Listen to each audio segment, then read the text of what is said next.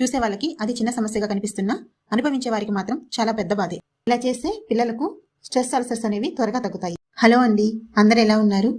ఈ రోజు విషయం ఏంటంటే, చూసే వాళ్ళకి అది చిన్న సమస్యగా కనిపిస్తున్నా అనుభవించే వారికి మాత్రం చాలా పెద్ద బాధే. అసలు విషయం ఏంటంటారా?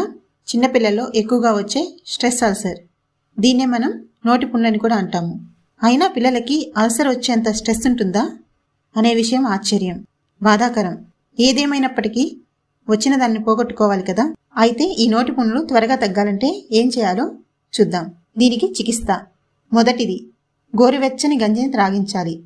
రోజుకి 2-3 సార్లైనా పిల్లల చేత గోరువెచ్చని గంజిని తాగించాలి. రెండవది, సగ్గుబియ్యంతో చేసిన జావా. దీన్ని సగ్గు జావా అంటాము. దీనికోసం కొన్ని సగ్గుబియ్యం తీసుకొని అందులో తగినంత వాటర్ పోసి అది బాగా మరుగుతున్నప్పుడు అందులో కాస్త చక్కెర వేసి మిశ్రమాన్ని పూర్తిగా ఉడకనివ్వాలి. ఇలా ఉడకగా వచ్చిన దాన్ని సగ్గుజావా అంటాము. దీనిని కూడా పిల్లల చేత రోజుకి 2-3 సార్లు త్రాగించాలి. ఇలా చేస్తే పిల్లలకు స్ట్రెస్ అల్సర్స్ అనేవి త్వరగా తగ్గుతాయి. అలాగే తినకూడని పదార్థాలు, కారం, మసాలాలు ఎక్కువగా ఉన్న ఆహార పదార్థాలు అసలు తీసుకోకూడదు.